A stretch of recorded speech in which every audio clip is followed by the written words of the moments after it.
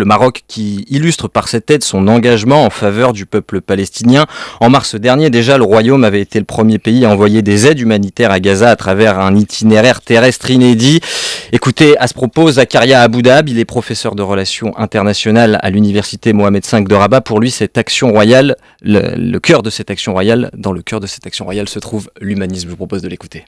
Le paradigme humaniste et sociétal a été inscrit au cœur de l'action de Sa Majesté, en interne, avec une sorte de projection à l'international. Ce qui a été fait au Maroc, la solidarité, la question de l'action de terrain, la protection sociale, etc., trouve une sorte de prolongement au niveau de l'action extérieure du Maroc. Et cela, c'est un paradigme de l'unification, si vous voulez, politique étrangère, politique intérieure, font partie d'un même paradigme. Et on le sait très bien, si on fait un peu le bilan aujourd'hui de l'action de Sa Majesté au cours de ces 25 dernières années de règne, on va dire que le grand titre, c'est essentiellement la démarche humaniste de Sa Majesté, en interne et au niveau international. Et donc, s'il prend Sa Majesté en charge une grande partie des frais occasionnés par cette aide de 40 tonnes, quand même, ce n'est pas rien, c'est parce qu'il y croit, c'est parce qu'il y a une conviction, et c'est parce qu'il y a une sincérité qui traduit une solidarité à l'égard